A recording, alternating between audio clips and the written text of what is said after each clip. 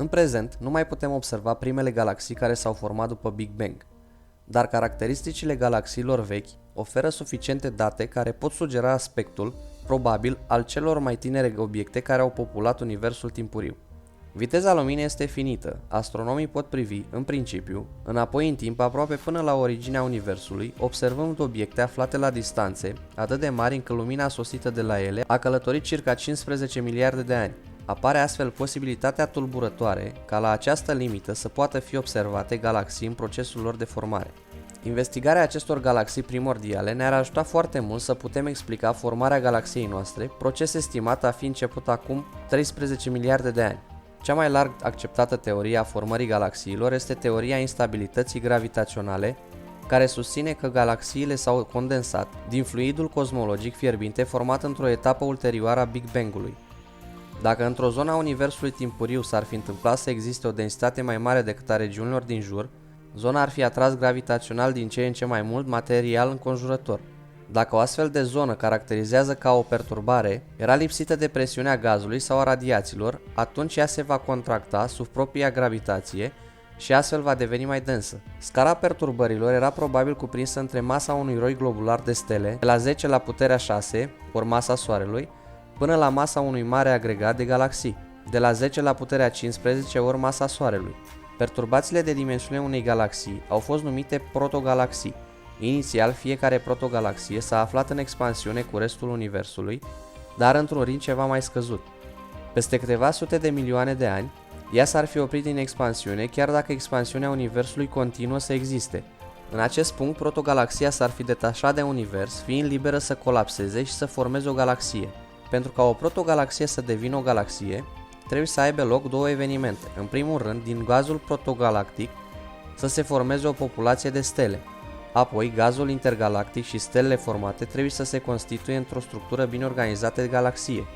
Cel de-al doilea proces este destul de bine cunoscut, în special din simulările pe calculator. Astfel, se poate urmări direct colapsarea unui model de protogalaxie, rezolvând ecuațiile de mișcare a stelelor și a gazului interstelar sub influența gravitației reciproce.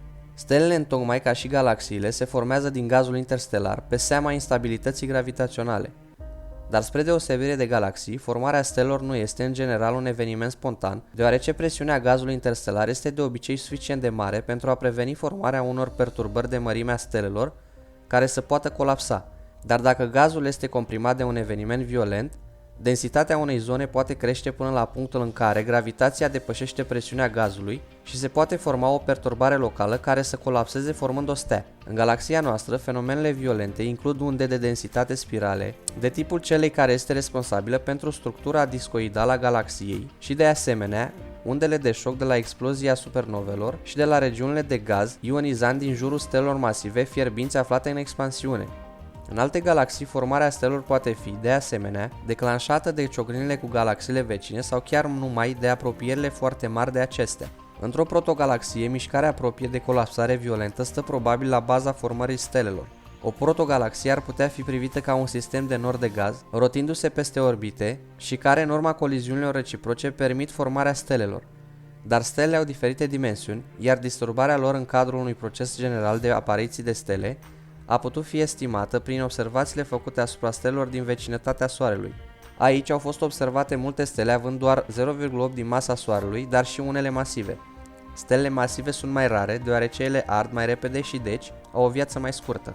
Puține galaxii există de unele singure, majoritatea galaxiilor sunt legate gravitațional de alte galaxii. Structurile conținând până la 50 de galaxii sunt numite grupuri de galaxii, iar structurile mai mari, conținând multe mii de galaxii înghesuite într-o arie de câțiva megaparseci în diametru, sunt numite clustere.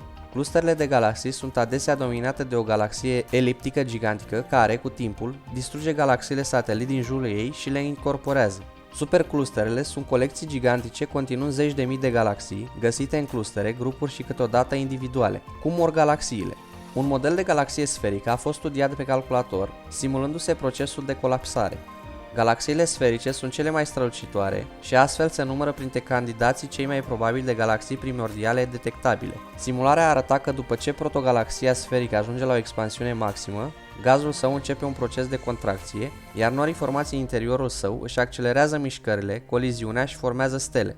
Multe din aceste stele vor continua să fie active miliarde de ani, iar orbitele lor vor determina forma de ansamblu a galaxiei. Dar stelele masive oricum vor exploda în scurt timp, aruncând cu violență în gazul interstelar nucleele elementelor grele sintetizate de reacțiile nucleare din interiorul lor. Dinamica stelelor formate este diferită de cea a gazului. Astfel, orbitele stelelor se conformează pur și simplu formei contractate a galaxiei, în timp ce norii de gaz continuă să colizioneze între ei, încât orbitele lor degenerează cu timpul și cad încet spre centrul galaxiei. Această comportare a norilor de gaz duce la o accelerare a ciclului de formare a stelelor, a exploziilor stelelor masive și implicit a îmbogățirii mediului cu elemente grele. Îngrămădirea spre centru a norilor de gaz duce la un ritm maxim de formare a stelelor în această regiune. Pe o rază de câteva mii de ani lumină, puzderia de stele strălucește puternic, gazul devine incandescent, iar praful format din elementele grele radiază din plin în domeniul infraroșu. În acest stadiu, galaxia este unul dintre cele mai strălucitoare obiecte din univers, de sute de ori mai luminos decât galaxiile din prezent.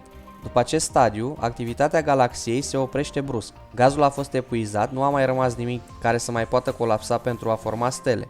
Stelele strălucitoare care au mai rămas vor arde repede. Pe măsură ce stelele cu o durată de viață medie se sting, lăsând în urma lor doar pe cele cu luminositate mai mică, galaxia va deveni mai puțin strălucitoare, dar mai stabilă, cu o gigantică structură sferică. Așadar, v-am prezentat mai în detaliu nașterea și moartea unei galaxii. Dacă v-a plăcut materialul, nu uitați să vă abonați și să activați clopoțelul pentru a fi notificați la postarea următorului material. Până data viitoare, vă salut!